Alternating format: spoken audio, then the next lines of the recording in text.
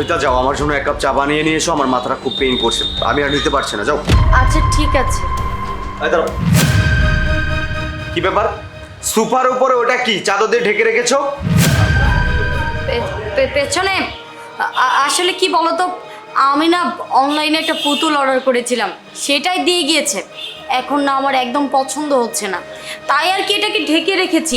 এটাকে তো চেঞ্জ করতে হবে, যদি ঢেকে না রাখি তাহলে তো ময়লা পড়ে যাবে, তখন তো আর চেঞ্জ করতে পারবো না। এই জিনিসটাই আমার কাছে এত পছন্দের, যেটা তোমাকে আমি বলে বোঝাতে পারবো না। তোমার কোনো একটা জিনিস পছন্দ হলে সেটা তুমি কিনে নিয়ে আসবে, আবার যখন তুমি দেখবে তোমার পছন্দ হয়নি সেটা তুমি রিটার্ন দিয়ে দিবে। এই তো পেঁচার মতো মুখটা করে ফেললে, ঠিক তেমনটাই পেঁচার মতো মুখ করে ফেলে যখন দোকানদার মালটা রিটার্ন নিতে যায়। তুমি ভেবেচিন্তে নিতে পারো না? ঠিক আছে, যাও চা বানিয়ে নিয়ে আসো। আচ্ছা যাচ্ছি। শোনো না, আমার রুমের এসিটা না নষ্ট হয়ে গিয়েছে, কাজ করছে না, তুমি দেখো না কি হয়েছে।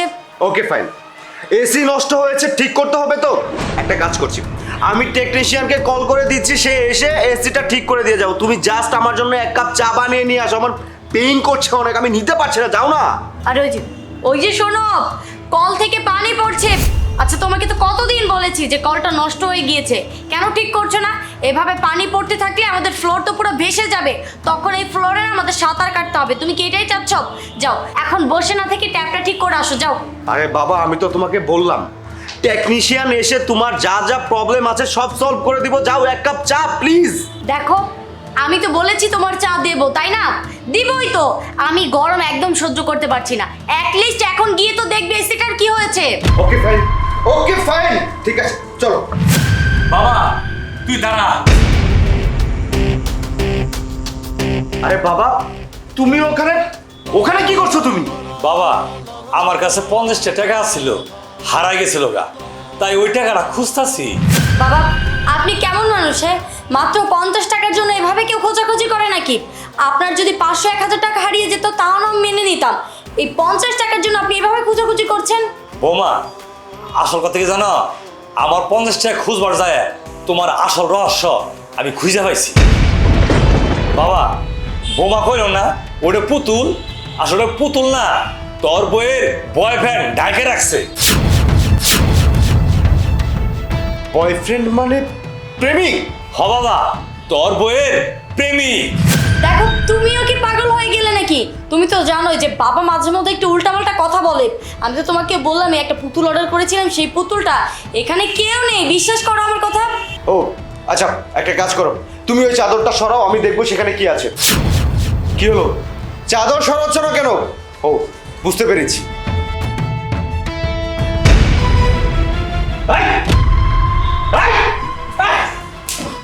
তার মানে আমার বাবা যা বলেছে সব কিছুই সত্য। তুই আমার অগোচরে আমার রুমের ভিতরে তোর বয়ফ্রেন্ডকে নিয়ে এসে পরকিয়া করিস, তাই তো? ওই কেন কেন এমনটা করেছিস বল? খেলা শেষ, ম্যাজিক দি ইন, এই পর্যন্তই খেলা দেখালাম। আচ্ছা আপনি একটা কাজ করেন, আমার চাউলটি আমার দিয়ে দেন, বুঝেনি তো? এই চাউলটি নিয়ে যাই রা আমার যে টিমমেট গুলো আছে সবাই মিলে খাইতে হয়, আমার চাউলটা দিয়ে দেন ভাই, আমার চাউলটা দিয়ে দেন, আমি চলে যাই। এই থাম, কি ভেবেছিস আমি বোকা? তুই আমাকে বোকা বানিয়ে যাবি এখান থেকে? তুই এতক্ষণ ম্যাজিক দেখাচ্ছিলি তাই না? থাপড়িয়ে না তোর একটা গাল লাল করে ফেলবো। এই বল, কেন এমনটা করেছিস? আমার অগোচরে তুই অন্য একটা ছেলের সাথে, ছি, আমার ভাবতে অবাক লাগছে আমি তোর মতো একটা মেয়েকে বিয়ে করেছি, তোর মতো মেয়ের সাথে আমি এতদিন সংসার করেছি, যে কিনা আমাকে দিনের পর দিন ঠকিয়ে যাচ্ছে। আমার বাবা ঠিকই বলেছিল, আমার বাবা আমাকে অনেকবার বোঝানোর চেষ্টা করেছে যে তুই আমাকে ঠকাচ্ছিস, কিন্তু আমি আমার বাবার কথাকে গুরুত্ব দেইনি, আর গুরুত্ব দেইনি বলে আজকে আমার এই অবস্থা। আজকে আমার নিজের চোখে দেখতে হলো আমার বউ অন্য একজনের সাথে পরকিয়া করছে। বল বল, কেন এমনটা করেছিস? তোর জন্য আমি কি না করেছি? তোর জন্য আমি সমস্ত কিছু স্যাক্রিফাইস করেছি, তোর জন্য আমি দিনরাত পরিশ্রম করেছি, তারপরেও তুই আমার সাথে এত বড় প্রতারণা করলি। আরে মানুষ বলে না যে সত্য কখনো লুকিয়ে থাকে না, আজকে তোর এই মুখোশটা না আমার সামনে ঠিকই খোলসা হয়ে গেছে।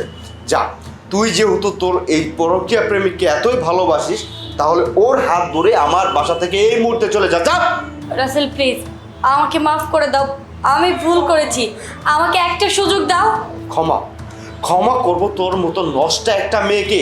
তোর মতো নষ্টা মেয়ের সাথে আর যাই করা হোক, সংসার করা যায় না।